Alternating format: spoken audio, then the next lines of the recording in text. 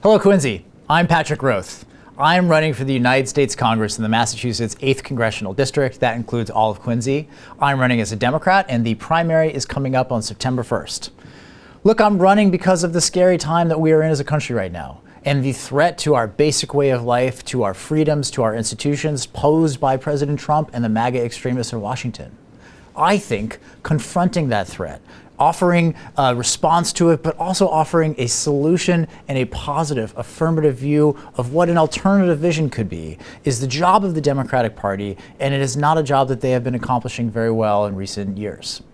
Confronting that threat requires a different kind of leadership. Some new perspective, some urgency, some creativity, some risk-taking, an opportunity to take some bold swings at the big problems of today. That's what I want to do in Washington. That's why I would love to be a part of this, and that's why I would love to have the honor of representing this city in the United States Congress. You know, for my own background, that's where my politics come from. Very proud. My mom was born in Brockton, was raised in Braintree by a single mom. She is someone who did not come from much, but lived the American dream, and the same with my dad. Mom was on the Cape waiting tables in the 70s when she found out that IBM, the big company, was hiring women into the workforce for the first time. Found her way there, met my dad who'd just gotten out of the US Army, and they stayed at that company for 30-something years apiece. That was our family's ticket to the American class and a very normal American dream story. My politics is about replicating that story for more people, showing that this country can still work for people, and rebuilding some confidence in our country that it can still reward hard work and make sure that working families have what they need. For me, professionally, that was getting started with Governor Deval Patrick, who I met early on. Very proud to have worked with him, proud to have his endorsement in this race. I'm an attorney, I've worked in Boston and shared Common Cause Massachusetts, where we were fighting against corruption, for transparency, and to get better voting laws in Massachusetts. So people had confidence that they could actually access the system, that they could actually change the composition of who's voting for them, they could actually keep eyes on the people who were elected to serve them. That is exactly the attitude that I would want to take to the US Congress. We have to rebuild trust in our country, in our institutions, and we have to show people that those institutions can still work for them, can still deliver, and can still create the American dream that my family experienced. So confronting that, executing on it, showing people that it works, that means addressing the really serious affordability challenges in our country right now, and particularly around Boston. Housing's number one.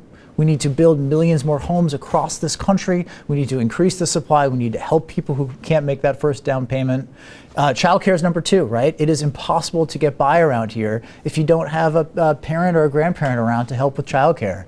I'm a new dad, so I get this one. And we have to be doing so much more at the federal level to make sure that there is universal, affordable, really good local childcare in every community, and there's a lot more we could be doing about that.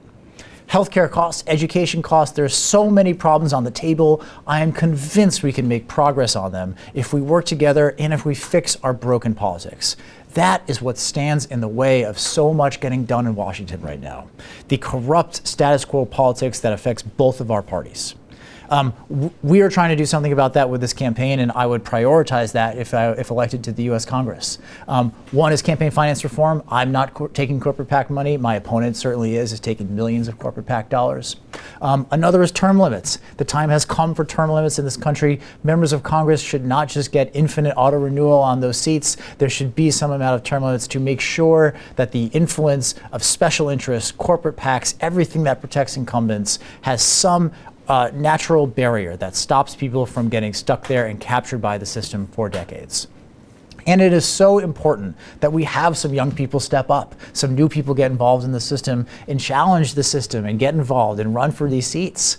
You know, I am running against a 25-year congressional incumbent, someone who's been an elected official since I was 5 years old, Congressman Stephen Lynch. Look, not a bad guy, of course, a profoundly decent person.